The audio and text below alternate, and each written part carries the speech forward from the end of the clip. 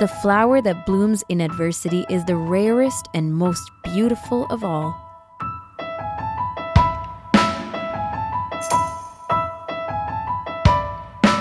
This is AMI Audiobook Review, the weekly podcast where we chat all things audiobooks. Thanks for joining us as we kick things off on your weekend on Saturdays. And this quote that we picked for today's episode is something that I really enjoyed reading over and over again. Not the book itself, but the quote, because it speaks to me as a person with a disability. Something tugs inside my belly, really, just when I hear something like this, and I think, man, the stuff that we face as people with disabilities, the years that we go through feeling lost or alone or isolated or just down in some area of life because we weren't accepted, we weren't normal, we weren't part of the crowd, whatever it may be, and that you went through or that I went through. This kind of quote really speaks to that and brings out the resilience within us when we think, those were the days, in some type of reminiscence. And it's by Xiamen Kwa from Mulan. So any of our fans of Mulan can resonate to this quote in another way, and I really loved it. I'm your host of the show, Ramya Amuddin, here with Nasreen Abdelmajid. Let's take a look at the SELA homepage. This is from the Center for Equitable Library Access. And our friends from there will be joining us at the start of September as we kick off the month with them, Karen and Teresa. But in the meantime, you can go to celalibrary.ca for these featured titles. Right on the homepage, they feature some titles that you can check out. The first one up there is You Made a Fool of Death with Your Beauty by Akiki Amizi. This is a contemporary romance novel. The second one on the featured homepage titles is River of the Gods by Candice Millard, and this is for adventurers and explorers. And the third one up there is All the Things We Don't Talk About by Amy Feltman. And I actually want to spend a couple seconds talking about All the Things We Don't Talk About because we discussed this last week with our friend Melanie Marsden, who joined us on the show, really expressed her own views on why she would push play on this title, but also took us into whole other conversations about her own identity finding and just the kind of learnings that she had to go through because she took for granted her in her own words, her identity as an Indigenous person and had to really go through active learning and active listening and finding out, seeking out how to come to terms with herself as a person with Indigenous background and what kind of impact that makes on her. And it's quite an interesting theme, right? If you aren't exactly sure and you feel a little lost, as I kind of talked about at the beginning of this episode. And then as you come to terms with your identity, and maybe that part of you is disability, but maybe it's something else. Maybe it's your race, it's your gender identity, whatever it is, and whatever intersections that might look like for you, it is a wonderful journey. Very difficult, probably a lot of hardship comes with it, but it's a wonderful journey to take when you go through it on your own. You go through that discovery and make it and take it upon yourself to do that. It was a fascinating conversation with Melanie Marsden, and we really appreciate and thank her for coming on the show. And not only to talk about books, but to talk about that part of her life with us. So check that out. That's from last week. As we get to the end of August, we like to check in with our friend Aamer Khan. He is the audiobook worm who joins us at the end of the month to kind of tell us a progress and or abandonment of books that he's picked up over the last month. And there's always a theme, and today's theme is true crime. But Aamer, before we get into any of the true crime stuff, I need to ask you how you started off August. Because last month we talked about it and you kind of threw away a few books, yeah?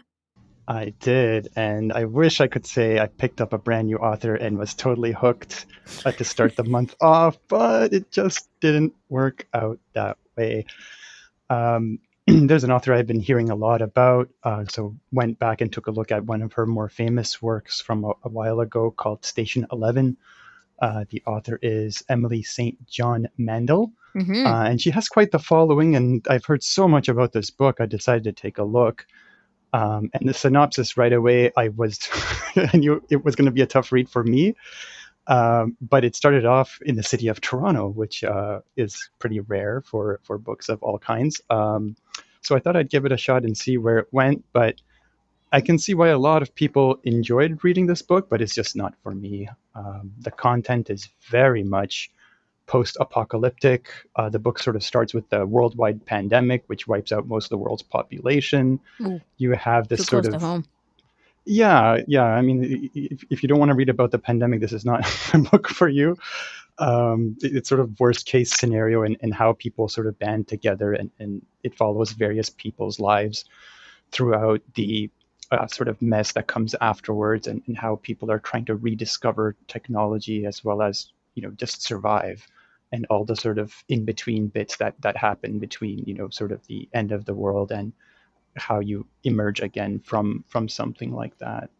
And you have this mishmash of the classic sort of post-apocalyptic scenes of people who knew things before the pandemic and people who were born and have never seen anything of the old world, so to speak, and sort of everything in between. So I can see why people enjoy this type of genre. It's not for me. There's some great descriptions of human nature and of writing.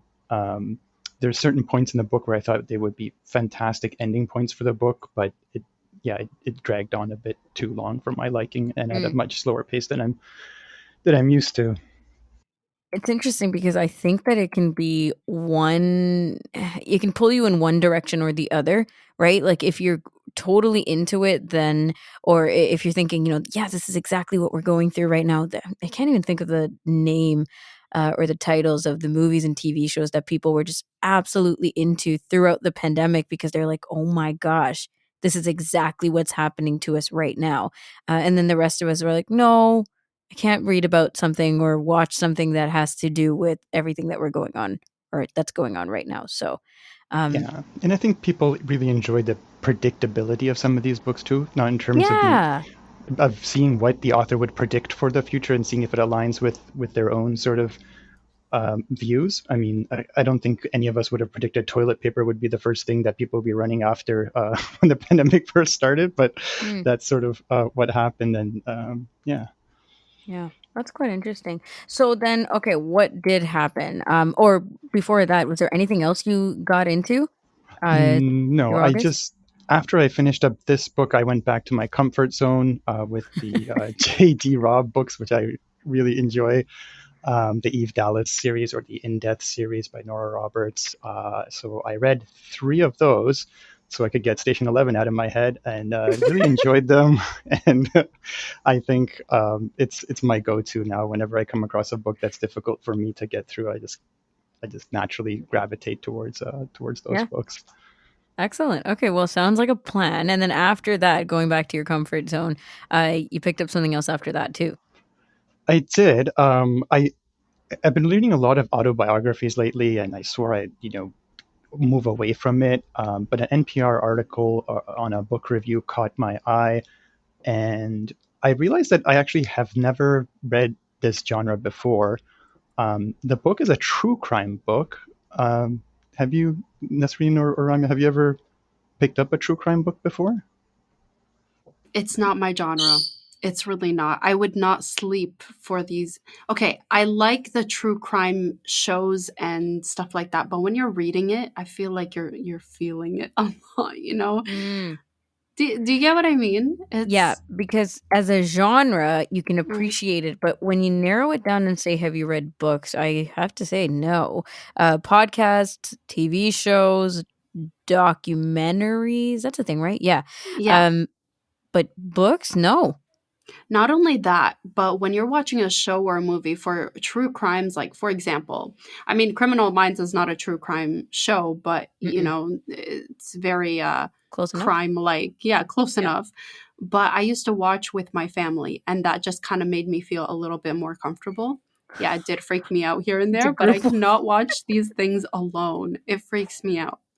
So, Yeah. but when you're reading a book, you're just you, like it's It's just you yourself and the and the true crime. book. Yeah, that's it.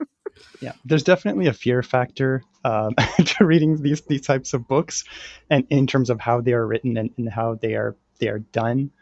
The book I picked up I thought was interesting because it's by a investigator or forensic. He calls himself a criminalist, but basically like a CSI type character. His name is Paul Holes, and the book's title is called Unmasked: My Life Solving America's Cold Cases. The sort of unique part of this book for it's actually authored and narrated by the author. So Paul Holes himself narrates this book. And if you're a real fan of Netflix, Mind Hunters or these types of docu-series about true crime, I think you're going to enjoy reading this book.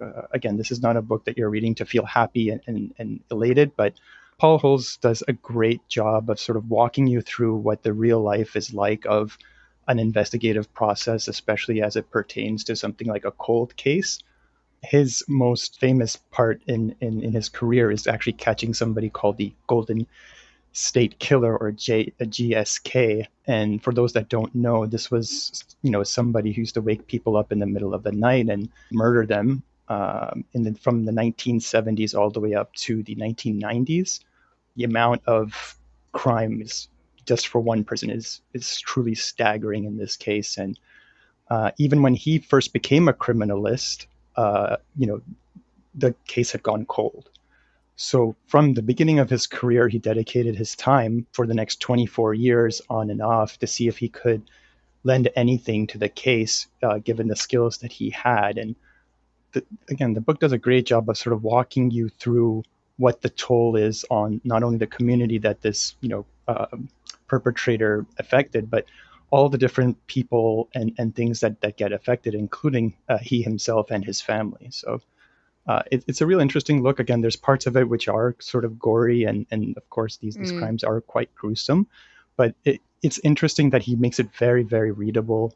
It actually has a pretty high rating on a place like Goodreads, because he has a very understanding way of walking the reader through such difficult topics without delving into super details and focusing on those types of things. It's interesting how you say it's not all the gore, right? Because when I think of true crime, I almost think of it in the same way, either as like a detective story, as Nisreen was talking about Criminal Minds, or you think like it's gonna be gruesome. It's gonna be serial killer drama. Like I think of the things that I think of Yeah, for yeah, podcasts, right? That yeah. type of thing. But you're right. I don't think it has to be, and especially if that was a turnoff for you in the first place. Like I don't want to pick up the genre because I'm nervous about the content in it. Um, it doesn't necessarily have to be like that. Nazreen, this is encouraging for you. Yeah, absolutely. And I didn't even think of it that way until you guys mentioned it, because I was always comparing true crime to, thrillers. And the Mhm. fact that, these are true crimes, it kind of messes up with my head that these things are happening around the world. And especially I've watched documentaries in the past, like years ago, about cold cases in America.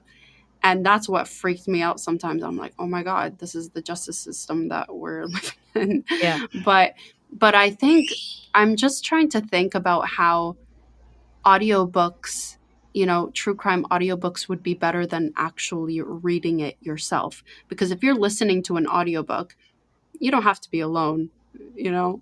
Yeah. I The Yeah, feel like if narrator's I with was, you. yeah, yeah, exactly. and You don't feel alone. you really get that impression with this book too, that Paul Hose is sort of holding your hand and, and taking you through it, which is a No, comforting feeling rather than yeah. having being talked down to, or Yeah. somebody trying to scare the pants off of you or something. Um, yeah, I mean, it's interesting to see the different dimensions which typically aren't shown on these types of shows. He actually references some of the TV shows, and he himself actually was part of a sort of a TV series, I guess a reality TV series where he tries to help people out in terms of cold cases. But just the scarier parts are regards to how personalized this type of profession is.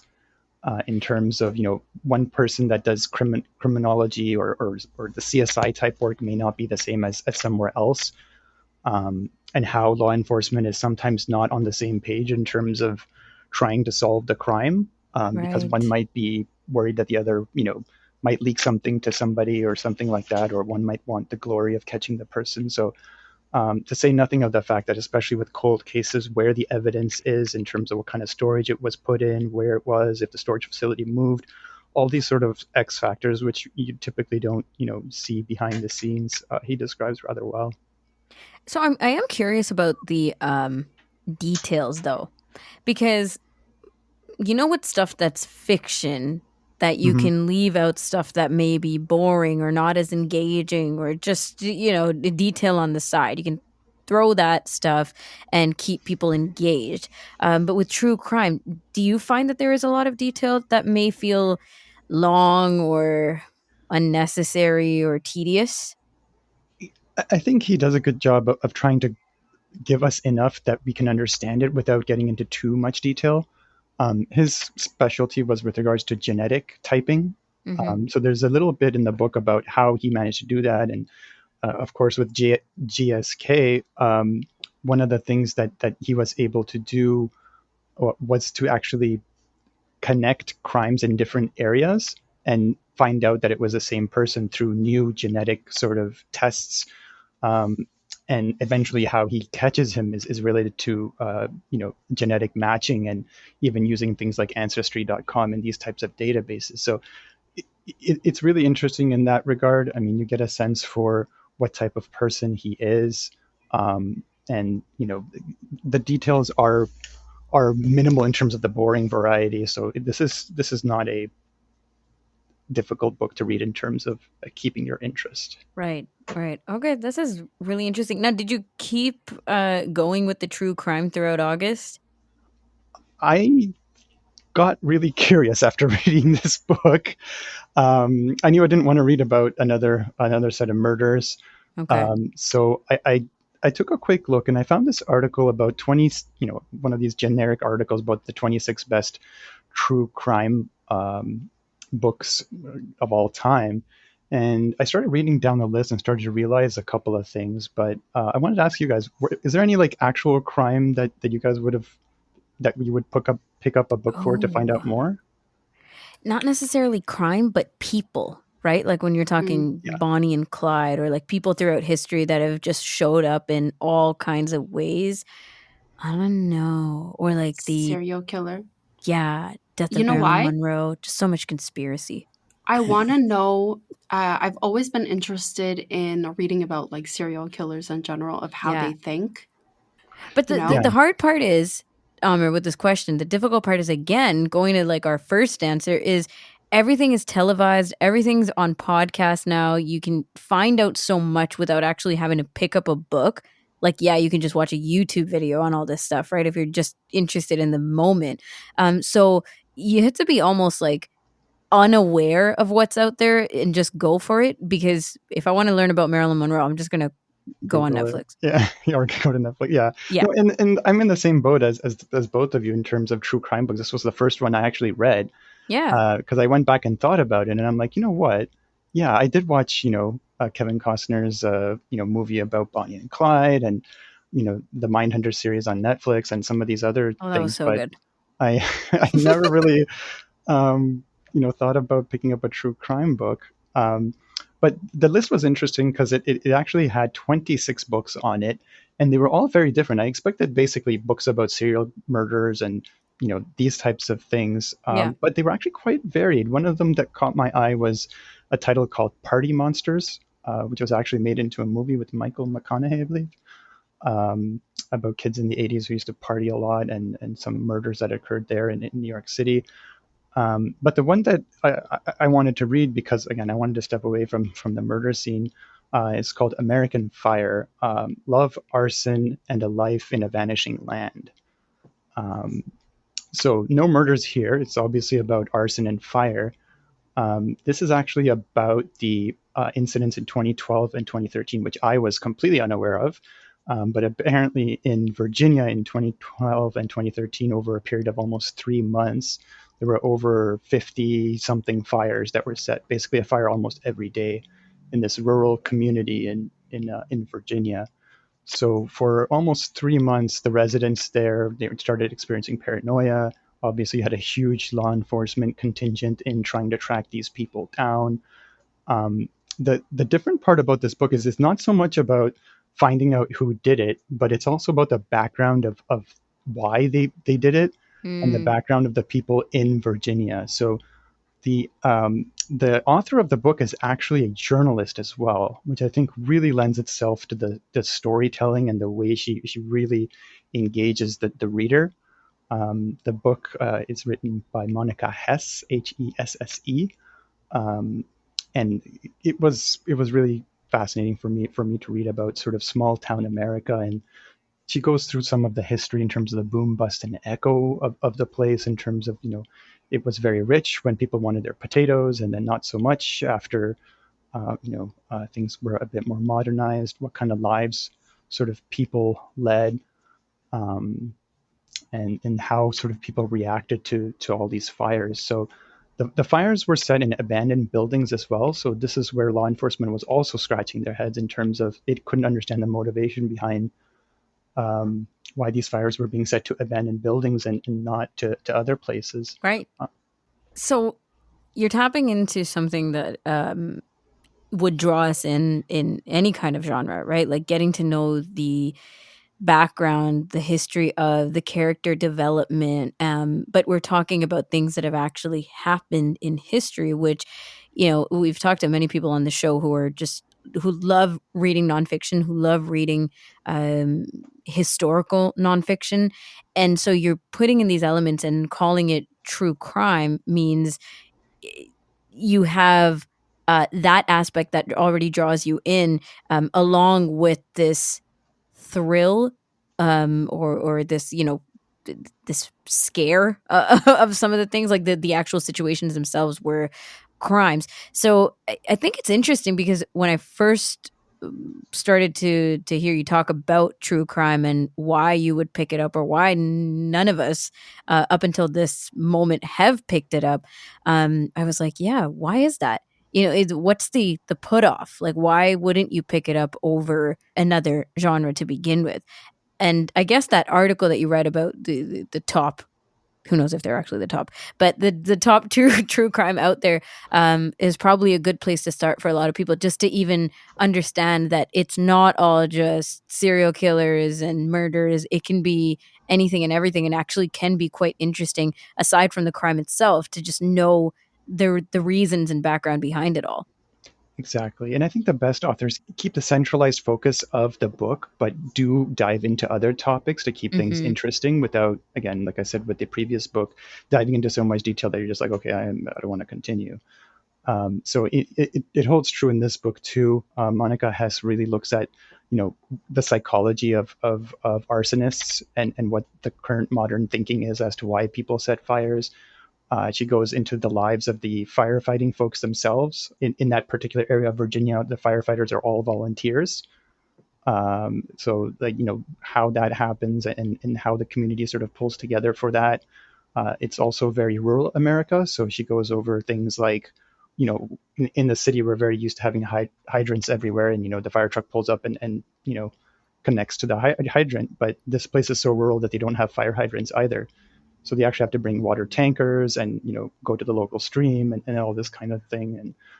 And it's interesting to see how that place in general dealt with such a crime that was unthinkable to most people, where they Yeah. don't really have crime of this size or scale, and even how people dealt with the media coming to town, Yeah. and then the trials afterwards too. which was actually even I thought the book was winding down, but yeah, the trials had some surprises too, which are quite unbelievable. Exactly. And so much of the fiction that we read that bring us the same kind of thrill is already what has happened in a lot of these real situations. Interesting topic. Great way to end off the month. Thank you so much for delving in, and we'll chat with you in September. Sounds great. See you then. Aamer Khan joining us with True Crime today on AMI Audiobook Review. That's the end of this episode. I'm Ramia Amuddin, and until next week, happy audiobook listening.